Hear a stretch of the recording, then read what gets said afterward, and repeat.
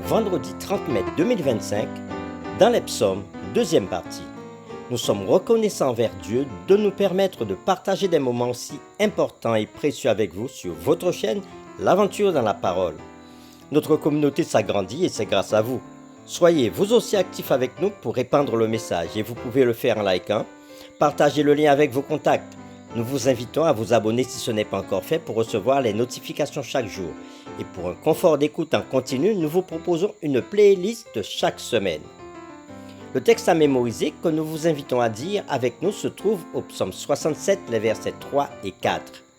Que les peuples te louent, ô Dieu, que tous les peuples te louent, que les nations se réjouissent et qu'elles soient dans l'allégresse, car tu jugeras les peuples avec droiture et tu gouverneras les nations sur la terre. Où est Dieu quand nous souffrons? Comment espérer quand nous sommes dans la tourmente? En quoi le plan du salut est-il la réponse de Dieu?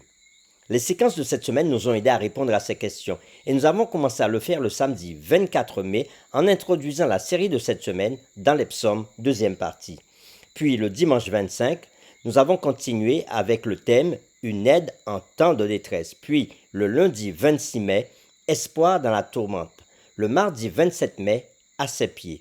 Le mercredi 28 mai, « Du vin et du sang ». Puis le jeudi 29 mai, « Que votre cœur soit connu ». Et aujourd'hui, nous poursuivons avec des réflexions avancées. L'écrivain Ellen G. White, dans le livre Conquérant Pacifique à la page 35, dit ceci. À l'époque des patriarches, l'influence du Saint-Esprit s'était souvent révélée, mais jamais dans sa plénitude. Maintenant, pour obéir à la parole du Sauveur, les disciples réclamaient ce don, et dans le ciel, le Christ y ajoutait son intercession.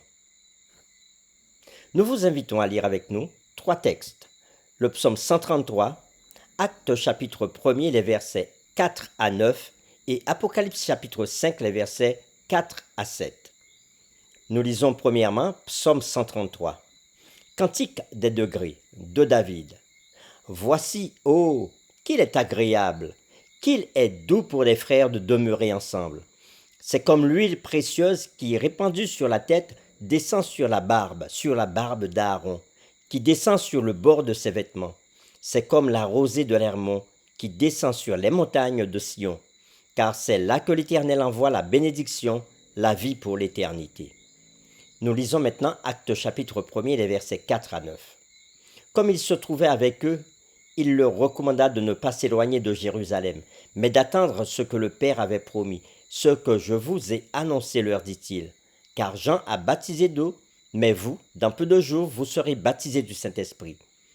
Alors les apôtres réunis lui demandèrent, « Seigneur, est-ce en ce temps que tu rétabliras le royaume d'Israël ?» Il leur répondit, « Ce n'est pas à vous de connaître le temps ou les moments que le Père a fixés de sa propre autorité. Mais vous recevrez une puissance, le Saint-Esprit survenant sur vous, et vous serez mes témoins à Jérusalem, dans toute la Judée, dans la Samarie et jusqu'aux extrémités de la terre. » Après avoir dit cela, il fut élevé pendant qu'ils le regardaient, et une nuée les déroba à leurs yeux.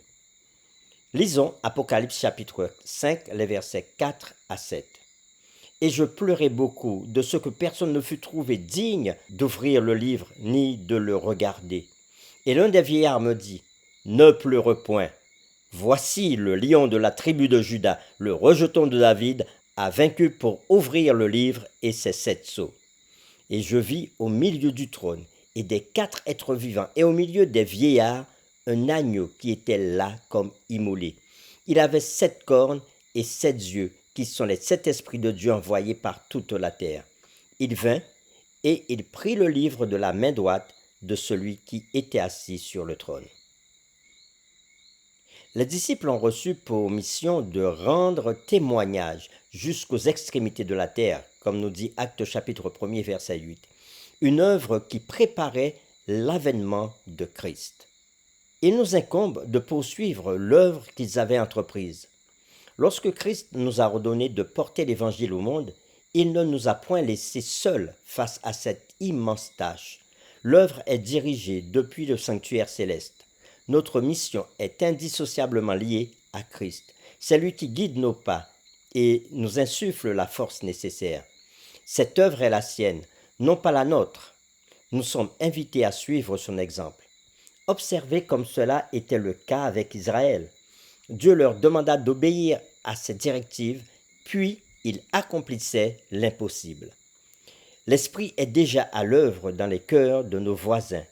Notre appel est d'être présent au moment décisif afin de les inviter à rejoindre le peuple de Dieu lorsqu'ils se tiendront avec l'agneau sur le mont Sion.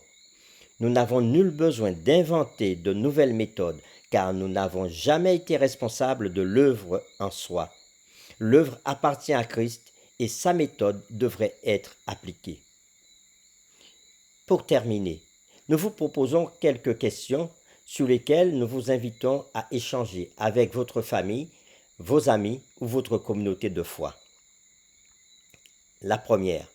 Bien que les messages des 3 anges aient parcouru le monde entier, il reste encore de nombreuses personnes non atteintes.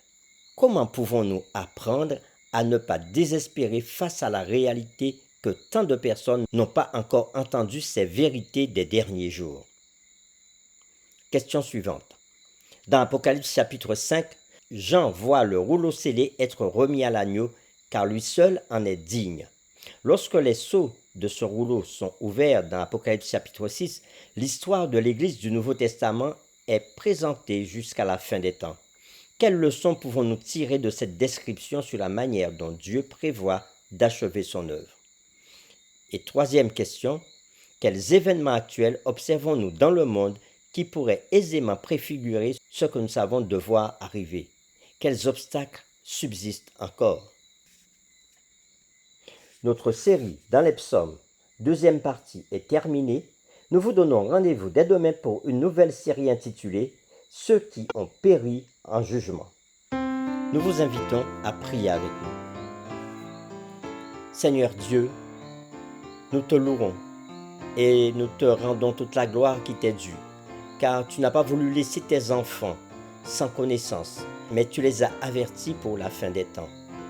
Tu as donné ta parole afin que nous puissions voir comment les choses, les événements de la fin vont se dérouler, de telle sorte que nous soyons prêts.